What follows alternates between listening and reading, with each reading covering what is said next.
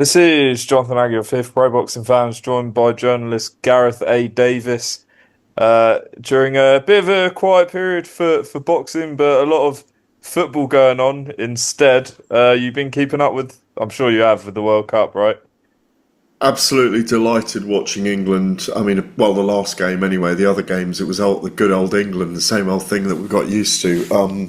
But they were tremendous in that last game, last 30 minutes with 10 men, and put the ghosts of the past to rest, didn't they? And it's been brilliant. Norway, France, Spain, Argentina, the strong teams for me. And it's just been great to watch the fans. I think it's lovely when it really works in America, Canada, and Mexico. I think it really works on that continent.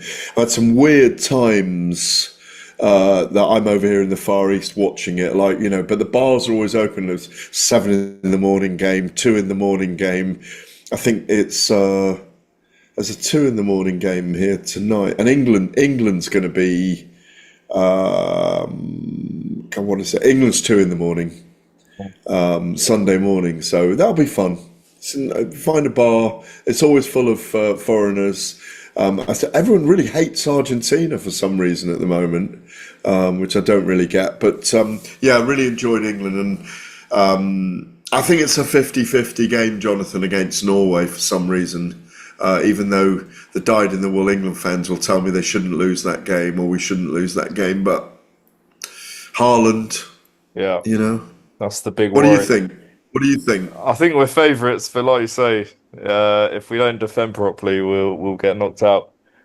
Because we know Haaland's. It's quite interesting. A lot of the Americans are just getting introduced to Haaland this tournament, but yeah, there And was a. That's it. It's quite a scene, isn't it? oh, it's amazing. It's amazing. But It even took Simon Heffer, who's one of the very very Tory writers on the Telegraph. Obviously, I write for the Telegraph.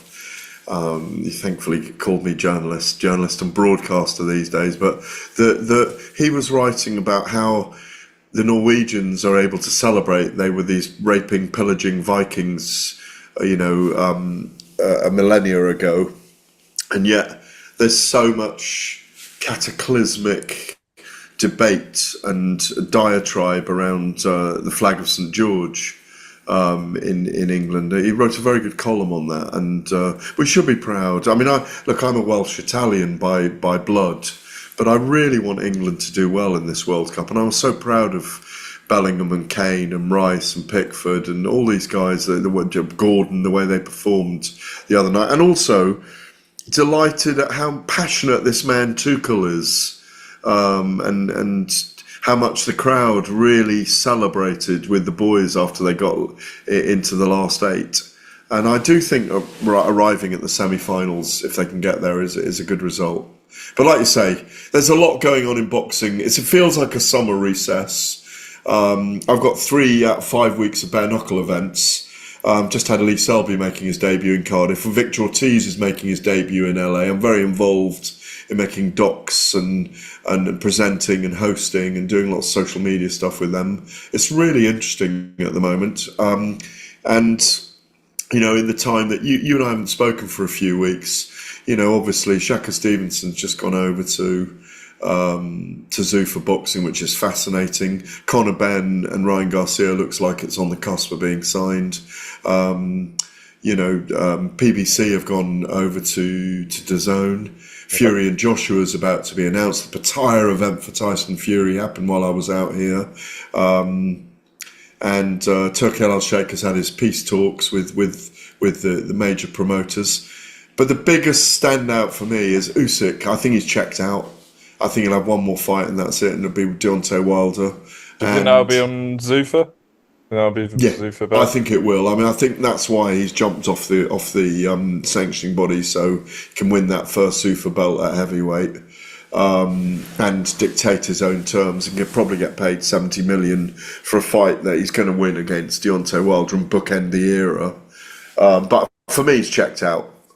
This is the checkout signal, and because he would have been offered the WBC champion in recess emeritus title, wouldn't he, by Mauricio? They're not stupid.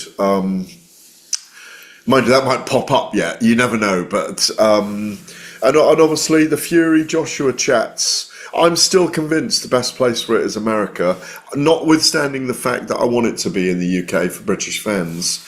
But this 2 in the morning talk and Sadiq Khan and transport running till 4 a.m.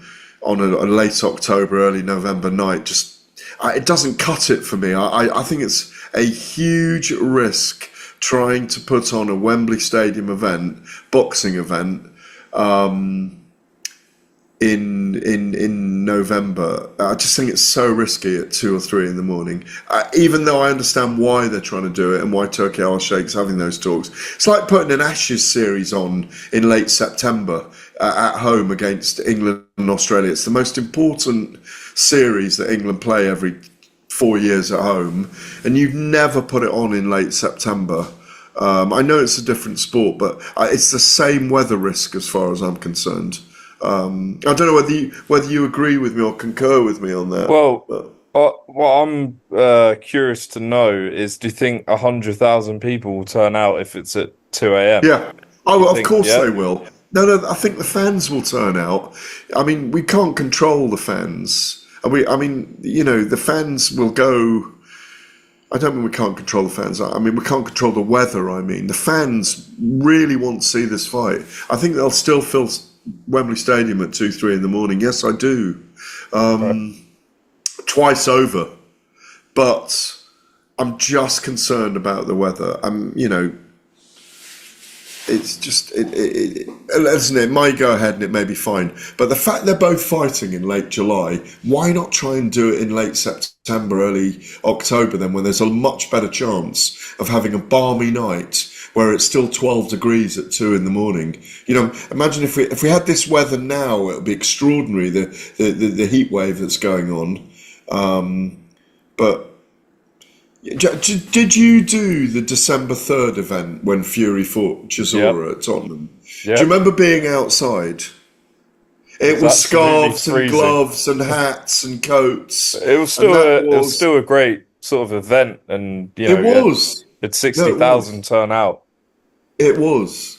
And it Um, was probably only about, what was it, 9 degrees or something? It was cold. yeah, it was cold. But if we'd stayed out that night till 2, 3 in the morning, it would have been blooming 3 or 4. Uh, I have to check back and see what the temperature actually was. But I've had a lot of chats about the weather recently. I mean, they could go to Cardiff and do it, I suppose. But they may well go ahead and do it at Wembley, but it does worry me. And it's a genuine practical worry more than anything else. what's your gut feeling? Do you think they're gonna do it in the UK, or do you think eventually they'll decide to do it in the US?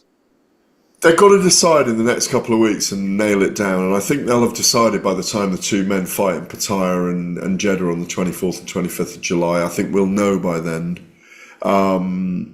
My instinct is still it'll end up in Las Vegas. And it'll end up in the afternoon in Las Vegas, but prime time in the UK. The thing is that the algorithm here, or the ingredients and the paymaster is obviously Salah and Turkey Al Sheikh, but the fact that the broadcaster is Netflix and 80% of their subscribers are in the US market, 280 odd million, I believe. That they'll want to have that in a prime time because they'll want to sell it to an American audience. And I do think they should try and do a media tour in New York, Los Angeles, and Las Vegas, which they did for Conor McGregor, and I think they might have done Canada as well for Conor McGregor and Floyd Mayweather. And given that you do nudge a little bit into UFC, you can ask me about Conor McGregor if you want to this week, because that's the other big bit of news. He's back. We haven't spoken since the White House UFC card. Yeah. It's been an interesting. You and I probably haven't spoken for a couple of months, actually, have we? Yeah, it's been a while. It's been a while. What is? Moses and Hrgovic was the last time we saw each other in person. The press conference. Yes, yes, yes. That was a couple of weeks ago, I think. Yeah. What have you spoken to anyone on, Fury's side about, this 2 a.m. start? Because I think Sky said that Joshua's team are happy if it is 2 a.m. to do that. Is there what are you hearing from some Fury side? No, I haven't. I'm leaving them alone to get on with it. I don't really. I just want them to sign the flaming thing. I mean, it's not. I just got my opinions on it. They'll do whatever they want to do. I'm not. The discussion is the discussion. They will. You've got to leave Turkey Al Sheikh to do what he wants to do. He's trying to placate the British fans, and you have to applaud him for that. You know, they're coming up 3 years where they've been involved in the sport, and they've made an extraordinary difference to our sport. Even though you get the fucking haters online still giving Turkey Al Sheikh and Salah and the Saudi Arabian shit over stuff, it's just nonsense, frankly. But it's been an amazing passage of 3 years, trials and tribulations, and we're about to go into a new era. Look, this is the last battle. Usyk's having his last dance. The era is being bookended. Yes, Joshua might stay around and maybe have another big money fight with an Itauma and another fight with Dubois, but you know, we're about to have the Itauma, Dubois, Kabayel, Akoli, maybe Andy Ruiz will fight a few of them as well. Now he's signed with Matchroom, which is another bit of news. It's good. It's obviously Hrgovic and Moses will fight on August the 29th. Moses is going to be fighting for a world title by the end of the year. So by the end of 2027, I think Fury, Joshua and Usyk will have gone. Chisora will have gone. Wilder will have gone. So we're into a new era, and it may be the Moses era. Who's going to beat Moses? You know, so it's really good, and it's been a really, really. Well, the only fights I think we won't have seen is Fury and Wilder. Sorry, Joshua and Wilder. Yeah. So we've done all right. I mean, again, that was teased for years and years, wasn't it? So. Well, we thought we were going to get it recently when they sort of, you know, after Wilder Chisora, they kind of came face to face. Well, no, we were going to get Usyk and Wilder and Verhoeven and Joshua. You know? That's right. What would Verhoeven have done against Joshua, for example? Might have knocked him out. Mm-hmm. What do you make of, you know, obviously Froch fought at Wembley in his huge fight with Groves, and it was obviously a normal time for British fans. He thinks of a bit of a piss take being at 2 a.m. Can you understand people who think that this fight, if it's going to happen here, should just be at a normal 10 No, it's got to be it should be at a normal time because no, as I said, because you've got the paymasters and the broadcasters. The reason why they're getting so much money is that there's a giant audience on Netflix. Netflix probably only need to get 2 million subscribers or 20 million. They can get 20 million subscribers for this if they sell it right, and that pays the money back. You know, we're talking extraordinary sums here. I mean, you've got to remember that I don't know, the last time I looked, they had 325 million subscribers. We're talking about the giant streamers here. So, you know, Carl Froch can say what he wants, but a few million people watched him fight. We're talking the tens of millions here. It's on a completely different level to what Froch and Groves was 12 years ago. But I mean, I get the point, and you know, Carl's doing his normal trolling of the British fans for the British fans and saying it's not right and being quite Procrustean about it in many ways, because it's Ludditism to say that, you know, you can't do it in a different time zone in a different place when it doesn't fit prime time. British fans just watched a fucking football game. What time was it? 1 in the morning? 2, yeah. 2 in the morning. So the world's changing, and you know, 4 of Fury's biggest fights, 6 of Fury's biggest fights didn't even take place in the UK. 2 were in Riyadh, 3 were in America on the West Coast, and 1 was in Germany. A load of Joshua's big fights. Name me Joshua's biggest fight at home. Which fight was it?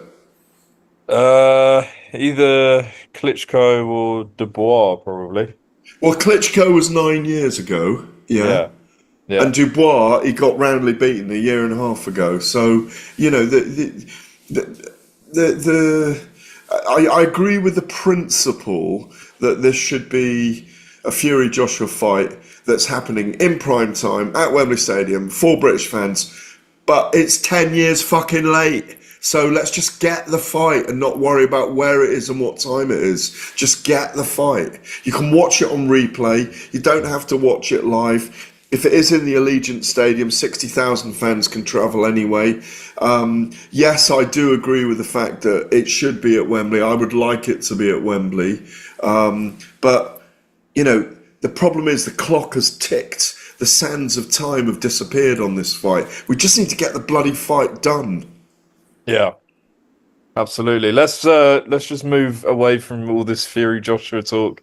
Eddie and Nick Hearn and Frank Warren and Spencer Brown had peace talks with Turki Al Sheikh. What did you make of that meeting? Eddie said there wasn't, in terms of... Well, Dana White wasn't there, so it wasn't like a peace summit no. anyway. So there's not been a cross word between Nick Khan and any of the others. So, Yeah. you know, and he's a formidable businessman in this sphere. You know, he's been CEO of some of the biggest combat sports organisations in the world, and he's a formidable character and negotiator in those terms. What I will say is, I think Eddie has done a magnificent job of combating Dana White in the last 2 months. Because Dana White, again, as you know, I do know Dana, he's a formidable character. They're all brilliant at what they do, and so I think it was a bit of a false dawn saying that it was going to be peace talks, because I think peace broke out fairly early in that, because I think they all agreed that they're going to kind of work together. I mean, there probably is quite a lot Chatham House rules in that. There's a lot left behind closed doors. But given that Eddie likes to leak the kind of thrilling bits of it, I think it sounds like it was pretty tame but pretty successful in terms of having them all around the table, and that they came away quite happy with, you know, the fact that Turki Al Sheikh's trying to get the Fury Joshua fight on for the British fans at an hour that placates Netflix in the US, and I don't think they should be worrying too much about the primetime market that's my view in the US, because I think people watch it anyway, but obviously Netflix wants a big audience, so that, you know, they want to go by the numbers. So I didn't make a lot of the war talks and peace talks, to be honest. Yeah. What do you think of Moses and Filip Hrgovic in a couple of weeks? That might be the big heavyweight fight, probably the most intriguing one coming up. Do you know what? I want to pull it up right now, because the